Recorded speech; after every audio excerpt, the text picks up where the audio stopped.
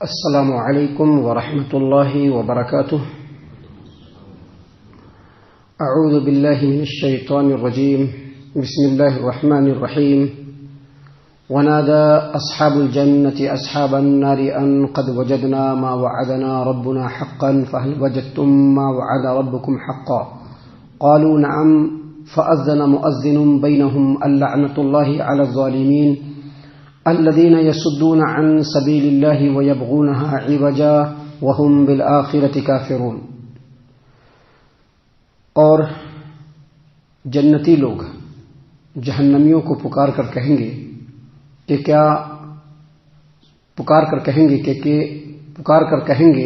کہ ہم نے جو ہم سے ہمارے رب نے وعدہ کیا تھا اس کو سچا پایا، کیا تم نے جو تم سے تمہارے رب نے وعدہ کیا تھا سچا پایا؟ تو وہ لوگ کہیں گے کہ ہاں۔ پس ان دونوں کے درمیان ایک پکارنے والا پکار کر کہے گا کہ ظالموں کے اوپر اللہ تبارک و تعالیٰ کی لعنت۔ وہ لوگ جو اللہ تبارک و تعالیٰ کے رستے سے لوگوں کو روکتے تھے اور دین میں ٹیڑھاپن پسند کرتے تھے، اور یہ لوگ آخرت کا انکار کرنے والے تھے۔ محترم سامعین کرام، سورۃ الاعراف سورہ نمبر 7 اور اسی سورت سے آیت نمبر 44-45 یعنی 44 اور 45،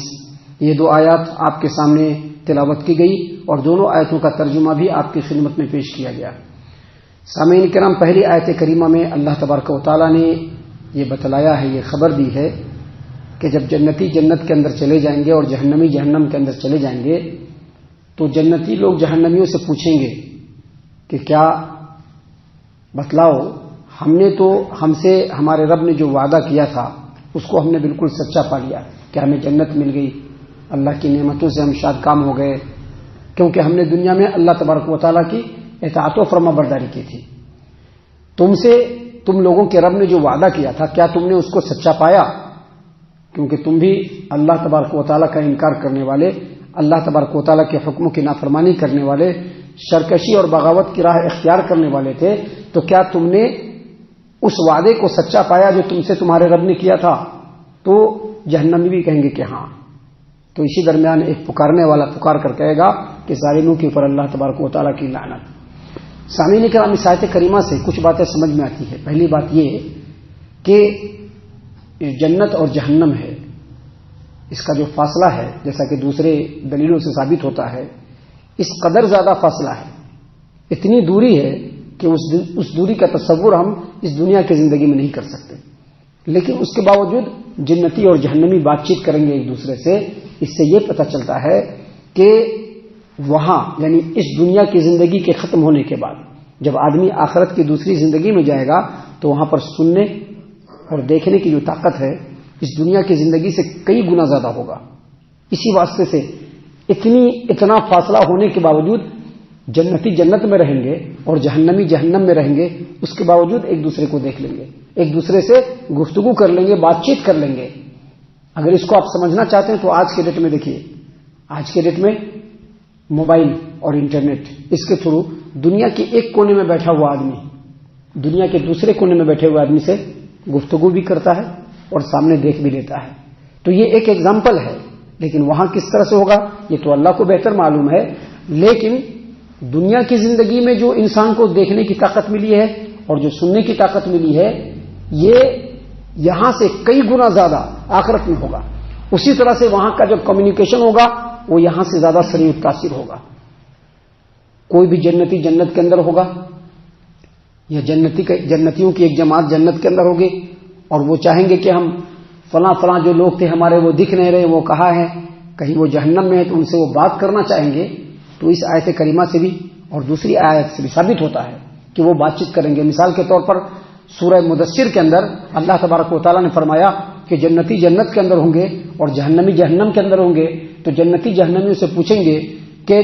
ما سلککم فی سقر، تم جہنم میں کیسے چلے گئے؟ تو وہ وہاں پر بتلائیں گے کہ ہم جہنم میں اس واسطے سے گئے، نماز نہیں پڑھتے تھے،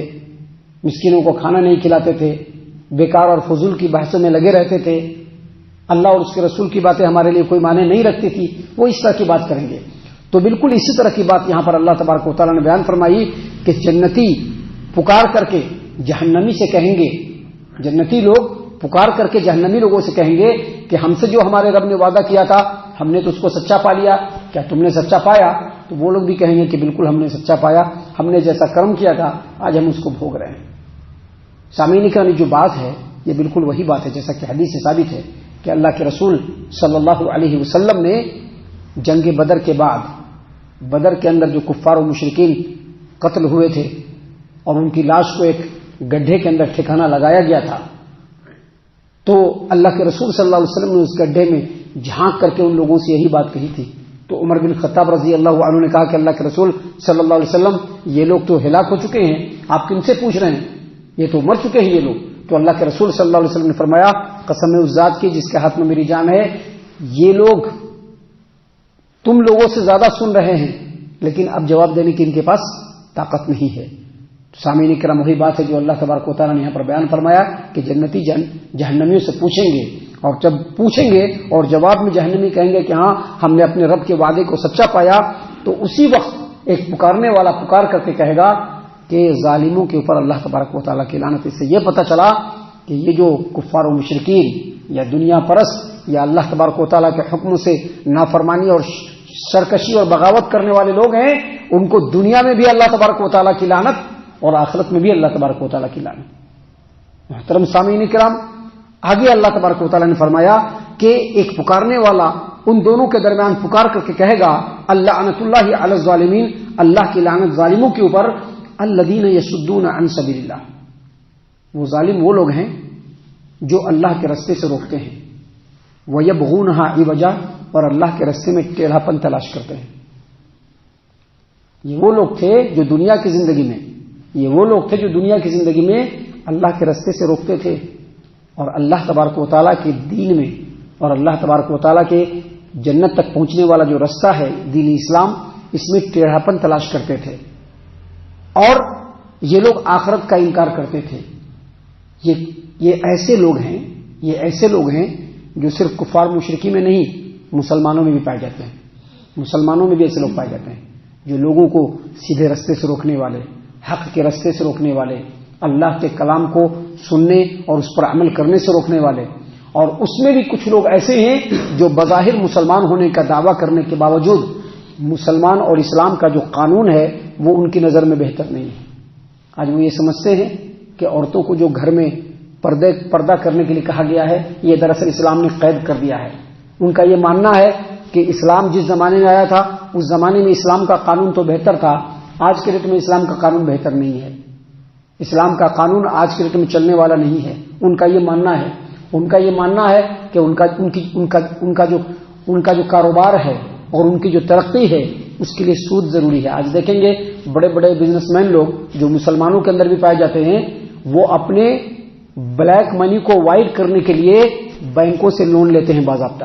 یہ ایک دو آدمی نہیں ہیں، بہت سارے لوگ ہیں جو بظاہر اپنے آپ کو بڑے پکے سچے مسلمان کہتے ہیں، لیکن اپنے بزنس کو صحیح رکھنے کے لیے اور بہت ساری چیزوں سے بچنے کے لیے وہ بینکوں کے تھرو لون لیتے ہیں تاکہ دکھلائیں گورنمنٹ کو اور لوگوں کو کہ دیکھیے ہمارا بزنس بالکل صحیح ہے، اور پھر اس لون کا سود بھی وہ بھرتے ہیں۔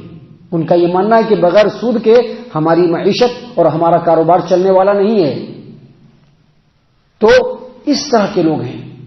جو اللہ کے راستے سے روکتے بھی ہیں اور اللہ کے دین میں ٹیڑھاپن تلاش بھی کرتے ہیں، چاہتے ہیں کہ دین ٹیڑھا رہے، اور یہ لوگ اللہ کے آخرت کا بھی انکار کرتے تھے۔ تو اللہ تبارک و تعالیٰ نے کہا کہ ان تمام ظالموں کے اوپر دنیا میں بھی اللہ کی لعنت اور آخرت میں بھی اللہ کی لعنت۔ سامعین کرام، آگے اس سلسلے میں اور بھی بہت ساری باتیں ہیں جو اللہ تبارک و تعالیٰ نے اگلی آیت میں اور اس کے بعد والی آیتوں میں بیان فرمائے ہیں، جس کو انشاءاللہ کل اور کل کے بعد کے درسوں میں ہم بیان کریں گے۔ اللہ تبارک و تعالیٰ سے دعا کرتے ہیں کہ اللہ تعالیٰ ہم تمام کو ان تمام باتوں کے اوپر خوب غور و فکر اور تدبر کرنے کے ساتھ ساتھ ان باتوں کے اوپر عمل کرنے کی بھی توفیق عنایت فرمائے، آمین۔ اللہ تعالیٰ ہم تمام کو صحیح معنوں میں پکا سچا مومن مسلمان بنائے، اللہ اور اس کے رسول صلی اللہ علیہ وسلم کی اطاعت و فرما برداری کرنے والا بنائے، صحابہ کرام رضی اللہ عنہم کے طریقے پر چلنے والا بنائے، جنت الفردوس میں جگہ عطا فرمائے۔ اے اللہ ہم تمام کو جہنم سے پناہ دے اے رب العالمین، ہم تمام کو جہنم سے پناہ دے اے مالک الملک، ہم تمام کو جہنم سے پناہ دے، آمین یا رب العالمین، وما علینا الا البلاغ المبین۔ تبارك الذي نزل الفرقان على عبده ليكون للعالمين نذيرا